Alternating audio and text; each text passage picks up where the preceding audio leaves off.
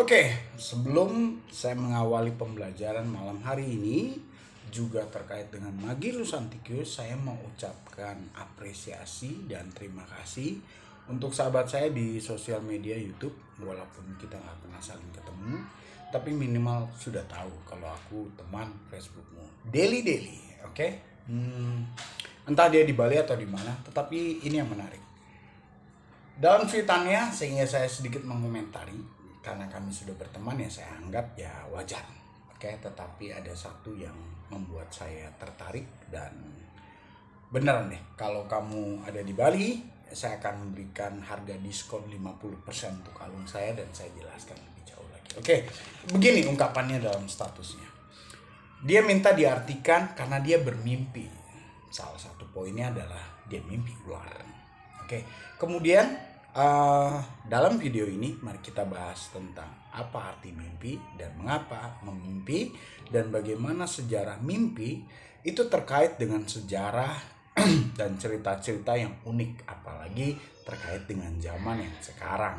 Dan juga ada kemampuan yang kalau kita mengasah itu bisa juga menjadi kemampuan yang ya mendatangkan hasil, tetapi dengan panduan dan dengan arti yang sebenarnya. Mari kita bahas. Oke, pada sahabat saya seorang yang cantik, cabian seksi lah ya, dengan menarik. Dia menjelaskan bahwa dia bermimpi dan dalam mimpinya ular. Lalu saya komen, mimpi itu tolong dijelaskan. Biasanya orang yang menjelaskan dari awal sampai akhir. Perhatikan baik-baik. Ini enaknya begini ya. Oke, kita akan mengkisahkan dan mulai mengartikan mimpi, tetapi harus ada keterangan jelas.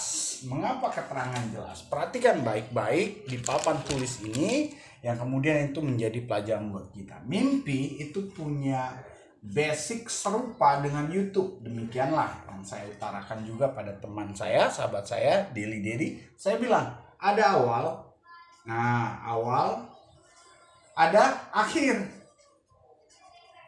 Nah, kok mimpi bisa akhir? Ya, biasanya mimpi itu akan menjadi kategori mati, akhir. Arti mati adalah ketika engkau terbangun.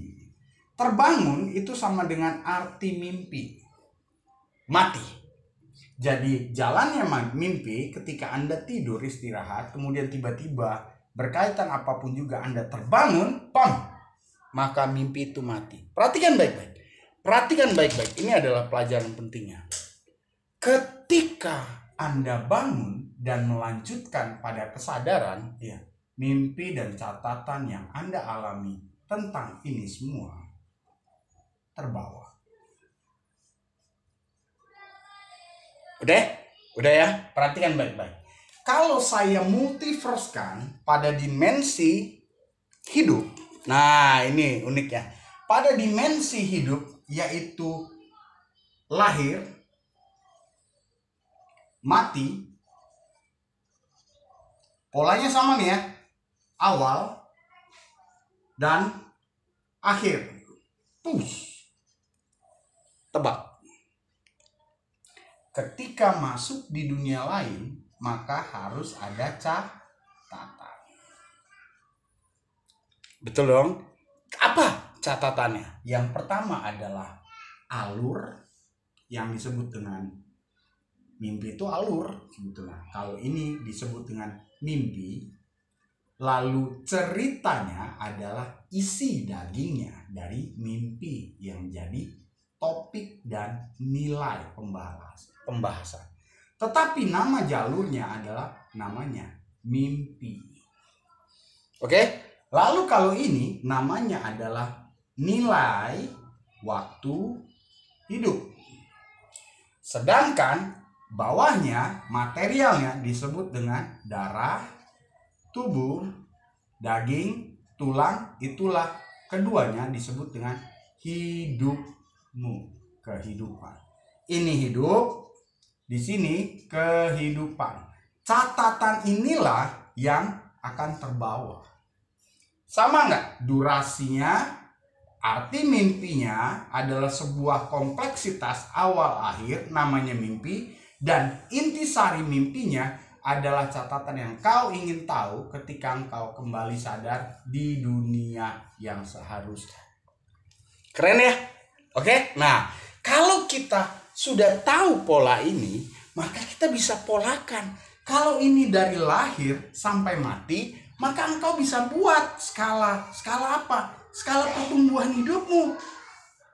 Nah, mengapa saya kasih begini? Karena bertumbuh dari bayi sampai di sini kan anak-anak seperti kemarin bayi, anak-anak, remaja, pemuda, dewasa, orang tua, lanjut usia, mati. Engkau bisa lanjutkan itu. Nah, artinya, apabila engkau bermimpi seperti sahabat saya ini bermimpi, engkau pantek usiamu di mana? Lalu apa yang terjadi? Ya kan? Terkait apa? Bagaimana? Engkau harus ceritakan. Selain pola dari bayi, anak-anak, remaja, pemuda, dewasa, orang tua, lanjut usia, dan mati, engkau juga bisa kembangkan pada dimensi apa? Yang namanya pencapaian. Kok dimensi pencapaian? Ya, dimensi pencapaian adalah hidup pertama. Kemudian dimensi pencapaian ini pencapaian penempatan sebetulnya. Nanti pencapaian dan penempatan. Ini ada pencapaian, ini penempatan dulu dah. Misalnya hidup, ya kan? Lahir itu hidup. Kemudian di sini penempatannya adalah pengetahuan gendermu, pria atau wanita.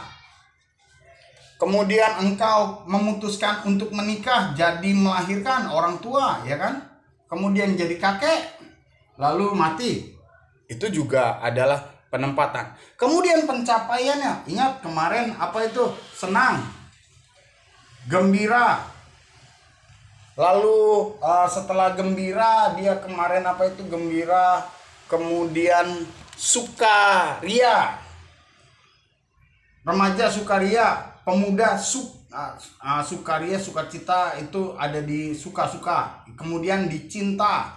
Kemudian cinta, mencintai, bercinta, orang tua. Kemudian sampai di sini tahapan bahagia, harmonis, ya kan? Nah, ini udah sampai di sini. Nah, engkau pun bisa tahu tentang semua itu. Nah, ini adalah pola-pola dasar bagaimana. Nah, lalu ketika Anda menjelaskan tentang mimpi, ya kan? Dari awal sampai akhir, ya kan? Kalau bisa Anda bantu dengan tidak hanya sekadar mengucapkan, tetapi menjelaskan semua dalam alur cerita. Nah, cara alur ceritanya paling enak adalah terskala. Gitu kan? Jadi Anda tulis di kertas, ya kan? Tapi usahakan kertasnya itu lurus, garis lurus. Mengapa demikian? Perhatikan, mimpi itu sama seperti YouTube. Jadi, oke? Arahnya ke sana terus. Nah, keren ya, keren. Lalu setelah itu kita baru bisa. Nah, kenapa saya belum mengkaitkan dengan Magillus Anticius? Karena nanti ada di sini. Loh, kok muter-muter lagi kayak Magillus? Ya, karena engkau menghadapi yang namanya ingin tahu arti mimpi dan terkait dengan catatan. Ingat kemarin seperti ini. Yang kemudian engkau terngiang-ngiang namanya. Teringat-ingat, terulang-ulang, ataupun mimpinya bisa berulang-ulang, ya, itu kaitannya. Nah, dari situ Anda sudah tahu ya ada penempatan. Ini adalah pola bagaimana seseorang dengan sadar dia bisa mengetahui pola dan cerita, bahkan bisa tahu bagaimana alam kala malam bicara. Bahkan tidak hanya kala malam, di saat engkau beristirahat, menempatkan diri dalam peristirahat, engkau bisa berkomunikasi dengan alam, yaitu alam yang namanya penjelas. Karena bicara tentang mimpi, bicara tentang tidur istirahat. Ketika engkau dalam keadaan tidur bermimpi, nanti ada dinamika lebih jauh lagi apa?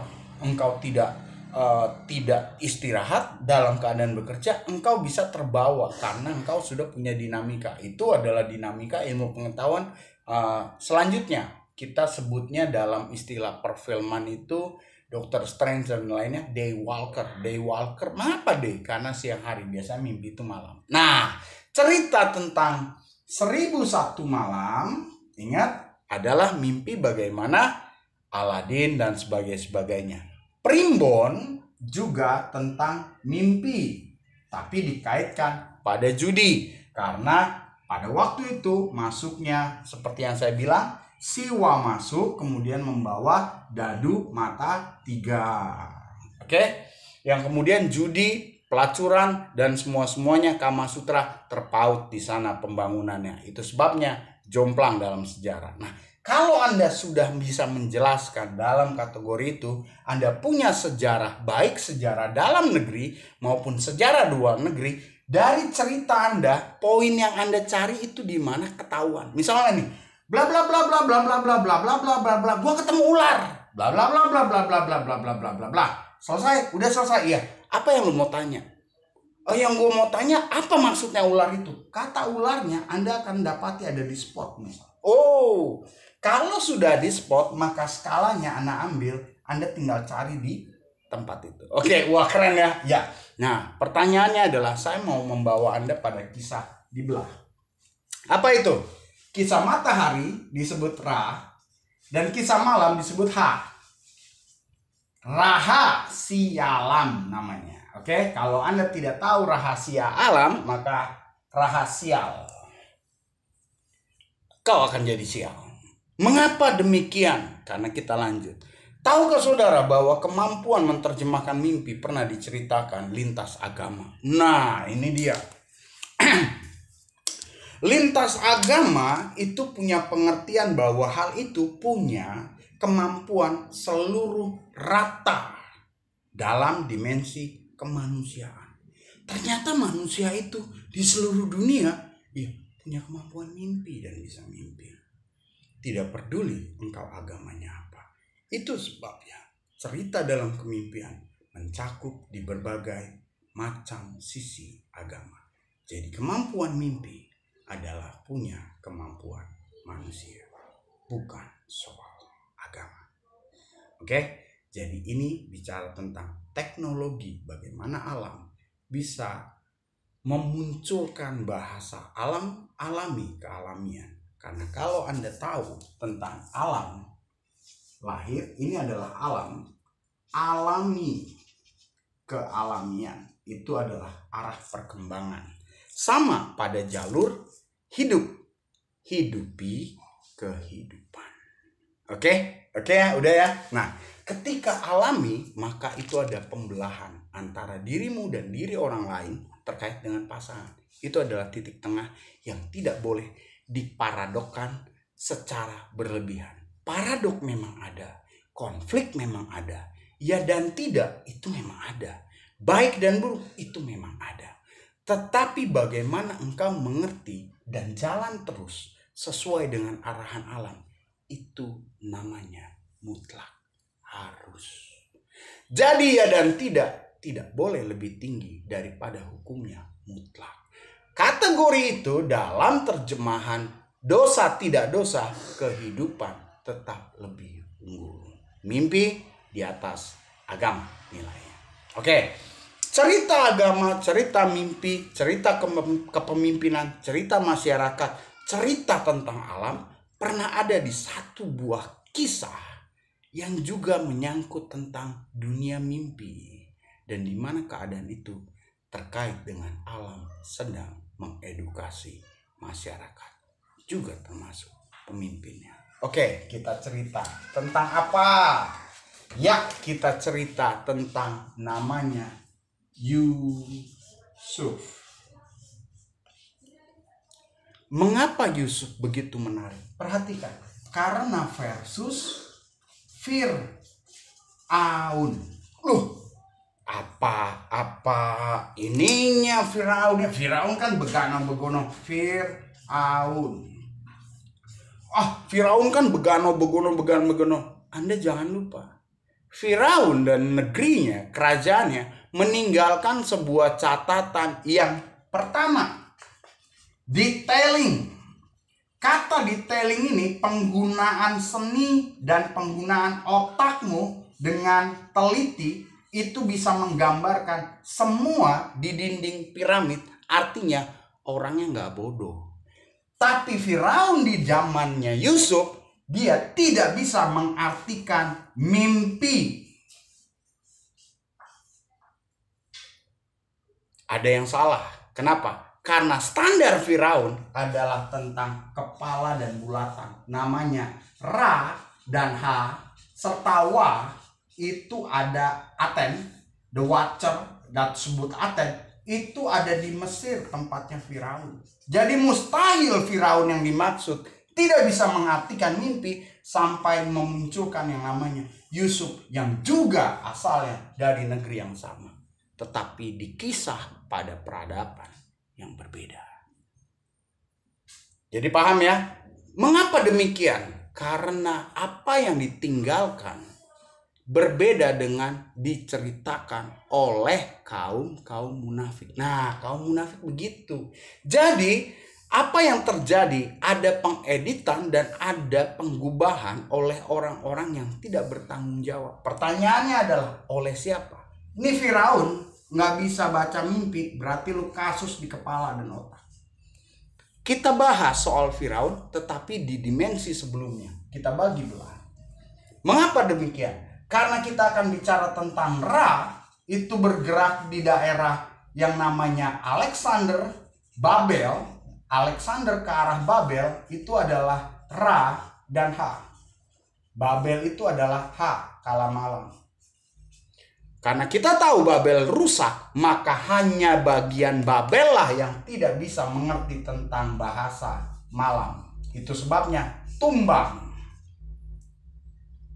Udah paham? Udah. Lalu Firaun dia tidak mungkin tidak adil. Ra, karena bapaknya Adam dan Hawa mengajarkan kekomplitan, yaitu Wa sebagai pemilik waktu dan pelaksanaan aplikasi waktunya oleh Ra dan Ha. Kemudian terkait dengan ibu pertiwi, Earth namanya. Itu sebabnya semua peradaban yang digambarkan pada dinding di kedalaman bangunan yang besar. Saya tidak mau bahas siapa yang bangun. Saya mau bahas siapa yang gambar di dalam bangunan yang besar. Yang itu mengkategorikan bahwa pembangunan karakter orangnya sesuai dengan gambar dan penjabarannya itu mustahil orang yang tidak tahu tentang siang dan malam. Dan bagaimana komunikasi dengan alam. Tetapi Firaun yang ini tidak bisa mengartikan mimpi.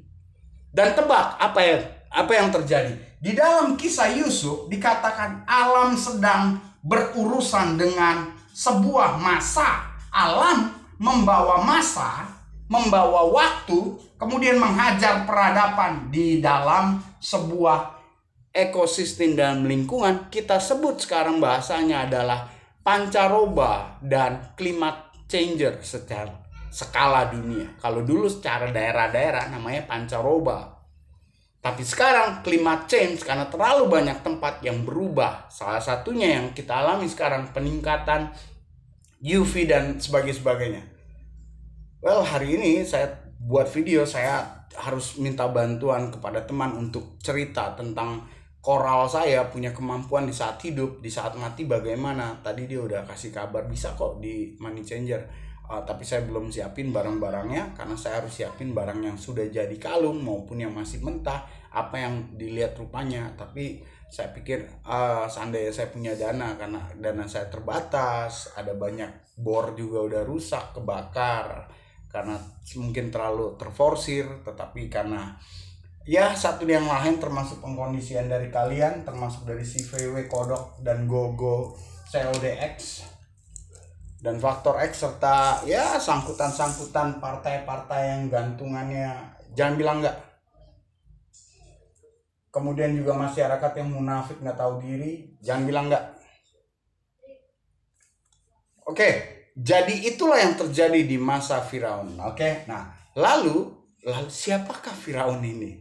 Firaun ini adalah turunan Haman. Mengapa Haman? Atau si anaknya Harun. Nah, itu antara dua itu. Kenapa? Karena kemampuan dia adalah turunan dari Babel. Bukan turunan Anubis. Bukan turunan Leon. Mengapa? Anda boleh ikuti cerita saya di cerita Ironi Tragedi, bagaimana Anubis bersama dengan mantunya Leon bersama sang putri, karena anaknya yang lain mengalami pembunuhan oleh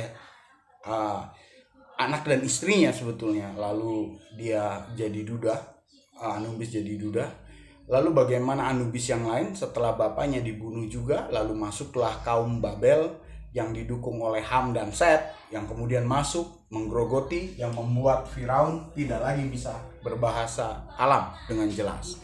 Siapa Yusuf? Yusuf adalah turunan terkait dengan Abraham. Ya, ada nama Abraham terkait dengan klan H namanya.